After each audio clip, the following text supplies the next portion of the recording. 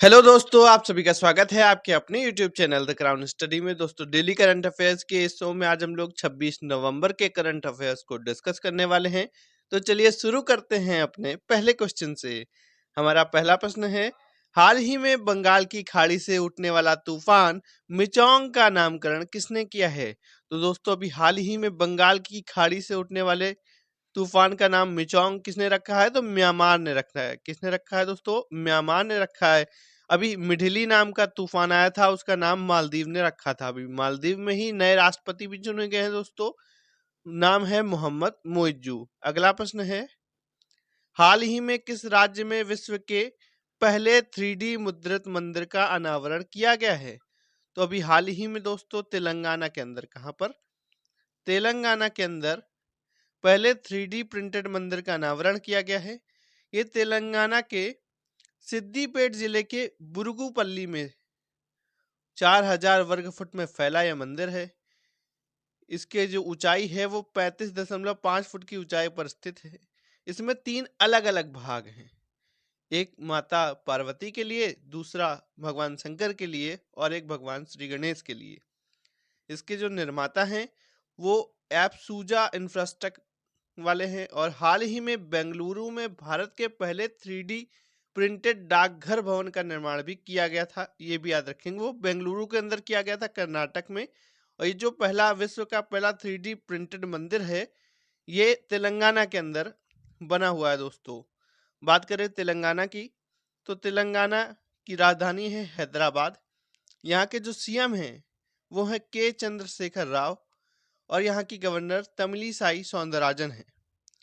2 जून 2014 को इस राज्य का निर्माण हुआ है। जब इसका निर्माण हुआ था तब ये 29वें राज्य के रूप में इसका निर्माण हुआ था दोस्तों। इसमें 33 जिले हैं। कितने जिले हैं? 33 जिले हैं। अगर बात करें विधानसभाएं की तो 119 विधानसभा हैं। लोकसभा की सीटें 17 हैं, राज्यसभा की सीटें 7 हैं। अगला प्रश्न है, हाल ही में किसे नेशनल मेटोलॉजिस्ट अवार्ड से सम्मानित किया गया है? तो दोस्तों, अभी हाल ही में डॉक्टर देबाशीष भट्टाचार्य जी को, किसको? डॉक्टर देबाशीष भट्टाचार्य जी को नेशनल मेटोलॉजिस्ट अवार्ड से सम्मानित किया गया है। अगला प्रश्न है, हाल ही में उत्तर प्रदेश सरकार ने किस एक्सप्रेसवे को पहले सौर एक्सप्रेसवे के रूप में विकसित करने का फैसला किया है? तो अभी हाल ही में उत्तर प्रदेश सरकार ने बुंदेलखंड एक्सप्रेसवे को, किसको? बुंदेलखंड एक्सप्रेसवे को उत्तर प्रदेश का पहला सोलर एक्सप्रेसवे बनाने का फैसला किया है। 1700 हेक्टेयर भूमि पर दोस्तों इसमें सौर यंत्र स्थापित करने की योजना बना रही है उत्तर प्रदेश सरकार, जिससे 550 मेगावाट की सौर ऊर्जा उत्पादित होगी। इसके जो किनारे 1 लाख घर हैं उन पर बिजली पहुंचाई जाएगी। इस परियोजना का जो अनुमानित जीवन काल है वो है 25 वर्ष। कितना है? 25 वर्ष का इसका जीवन काल है। ये जो बुंदेलखंड एक्सप्रेसवे है दोस्तों, ये कहाँ से कहाँ तक है? तो चित्रकूट से इटावा तक है। कहाँ तक है? चित्रकूट से इटावा तक है। इसकी आधारशिला नरेंद्र मोदी जी ने चित्रकूट से रखी थी। इसकी जो लेंथ है बुंदेलखंड एक्सप्रेसवे की वो है 296 किलोमीटर। 4 लेन का ये हाईवे है दोस्तों। अगला प्रश्न है, हाल ही में राष्ट्रीय गोपाल रत्न पुरस्कार 2023 का आयोजन कहाँ किया गया है? तो हाल ही में गुवाहाटी के अंदर। कहाँ पर? गुवाहाटी के अंदर राष्ट्रीय गोपाल रत्न पुरस्कार 2023 का आयोजन किया जा रहा है। अगला प्रश्न है, हाल ही में सुप्रीम कोर्ट की पहली महिला जज का निधन हो गया। उनका नाम था, तो उनका क्या नाम था दोस्तों? जज थी फातिमा बीवी।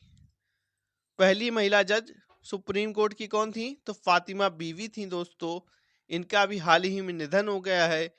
ये तमिलनाडु राज्य की गवर्नर भी रह चुकी थी। तमिलनाडु राज्य की गवर्नर भी रह चुकी थी। अगर बात करें हाई कोर्ट की पहली महिला चीफ जस्टिस, तो लीला सेठ बनी थी हिमाचल प्रदेश में दोस्तों।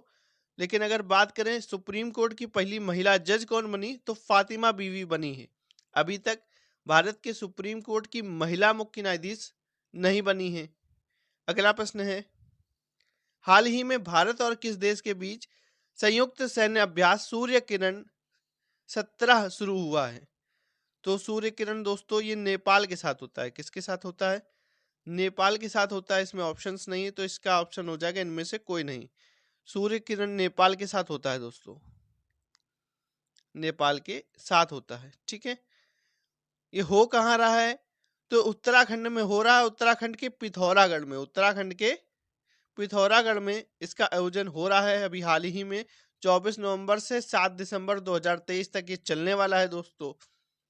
इसका जो 16वां संस्करण हुआ था वो नेपाल में हुआ था, और 17वां संस्करण ये भारत के उत्तराखंड में हो रहा है। अगला प्रश्न है, IGNCA द्वारा लॉन्च की गई पुस्तक मैपिंग ऑफ द आर्काइव्स के लेखक कौन है?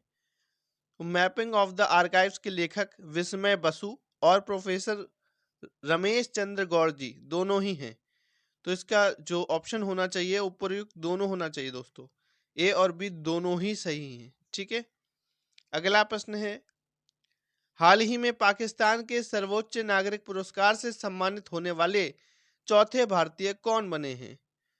तो ये बने हैं डॉक्टर SM सैफुद्दीन। कौन बने हैं दोस्तों? डॉक्टर SM सैफुद्दीन बने हैं, जिन्हें पाकिस्तान का सर्वोच्च नागरिक पुरस्कार से सम्मानित किया जा रहा है। अगला प्रश्न है, हाल ही में BBC द्वारा जारी 2023 की दुनिया भर की सबसे प्रेरक और प्रभावशाली महिलाओं की सूची में कितनी भारतीय महिलाएं शामिल हैं? तो दोस्तों BBC यानी ब्रिटिश ब्रॉडकास्ट कारपोरेशन, जिसका मुख्यालय लंदन में है, उसने 2023 की दुनिया की 100 सबसे प्रभावशाली महिलाओं की सूची जारी की है, जिसमें भारत की 4 महिलाएं शामिल हैं। ठीक है, इसमें कौन कौन? अभिनेत्री दिया मिर्जा हैं, क्रिकेटर हरमनप्रीत कौर हैं, फोटोग्राफर आरती कुमार राव हैं, और एक तिब्बती बौद्ध जन जेत्सुनमा तेंजिन पालमो जी हैं। अगला प्रश्न है, हाल ही में किसने निवेशक जोखिम न्यूनीकरण को बढ़ाने के लिए IRRA प्लेटफॉर्म लॉन्च किया है?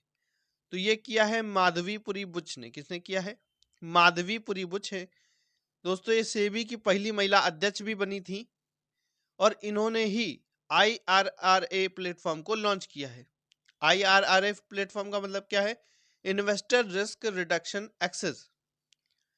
ये निवेशकों के जोखिम को न्यूनीकरण करने के लिए ये प्लेटफॉर्म लॉन्च किया गया है दोस्तों।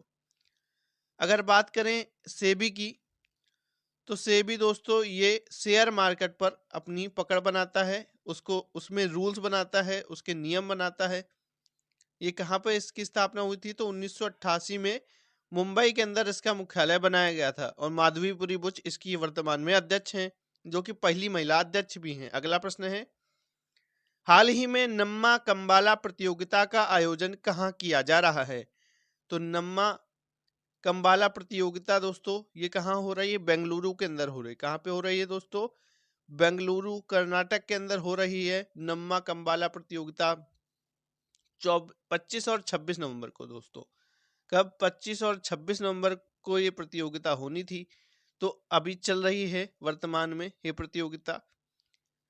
ये कर्नाटक की लोकप्रिय भैंस रेसिंग प्रतियोगिता है दोस्तों।